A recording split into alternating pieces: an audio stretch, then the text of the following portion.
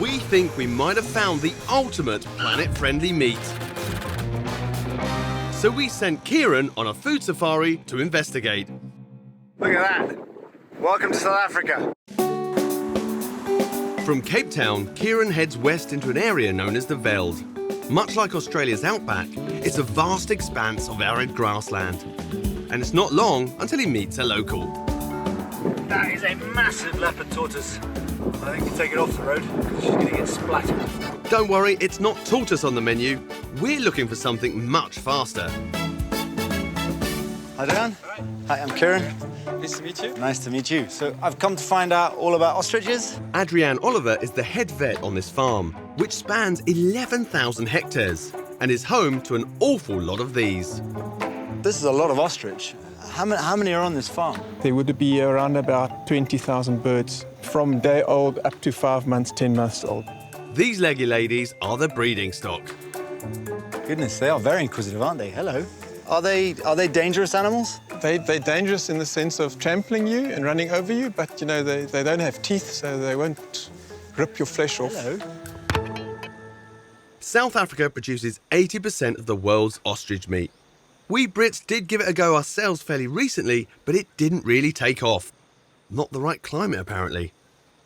One of the big environmental problems currently is the amount of methane and gases produced by the animals. Do we have the same situation with the ostrich? The birds will produce 10 times less methane than grass-fed cattle from the UK. Wow! An ostrich produces 10 times less methane than a grass-fed cow. To establish if ostrich meat really could be a viable alternative to beef, he's starting at the very beginning of the production process. Brack River Farm has a daily egg collection, and the very big eggs are brought here to a very big incubator. That's a lot of ostrich eggs. Yep. A female produces 1,600 eggs. That will be double this volume in her lifetime. That's a staggering amount of eggs. And if we calculate that to tonnage of meat, she will produce over her lifetime roughly 60 tons of meat. And when we compare that to a cow, over her lifetime of 8 calves, it's just under 2 tons. That's extraordinary. And the excitement doesn't end there. That is unbelievable. Am I allowed to pick it up? Yeah, you can pick it up. Poor ostrich. The first thing it sees in the world is my ugly mug. So when they hatch, you would open this door and find a whole load of chicks in here. All shells and fluff and everybody breaking out.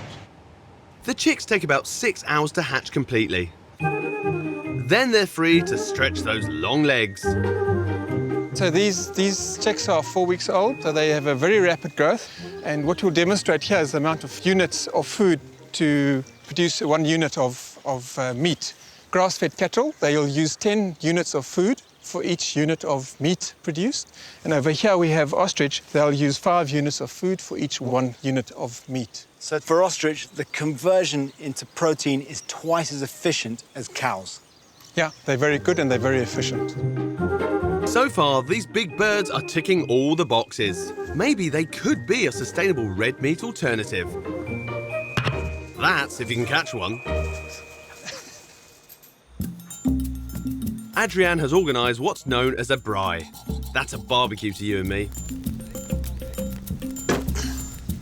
So that there is just 1/2 of an ostrich. I mean, that's a staggering amount of meat for a bird, isn't it? Yes, and you can see it's a running animal, so it's got nice, bright red meat.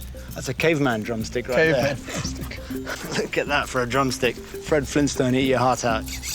They say size isn't everything, but in a steak-off, how does it compare to its rival beef? There's one way to find out. First up, prime beef fillet. That's delicious. That's a very good bit of beef. Then the ostrich. It's virtually identical in flavour. I would go so far as to say it's slightly more delicate in texture, which is saying a lot. It's passed the taste test, and it's 2.5 times less calorific than beef. Okay. Could this ostrich fly off the shelves? Adrian, if demand for ostrich shoots through the roof tomorrow, how scalable is it on a global level? The females lay plenty of eggs, so it's easily to be scaling it up We must look at countries that are dry, semi-arid like South Africa, where we're not using a lot of our resources, we're protecting our resources and keeping our birds healthy. So as long as there's wide open spaces to farm them, maybe big bird burgers could be on the menu after all. Kieran's clearly convinced. That's outstanding.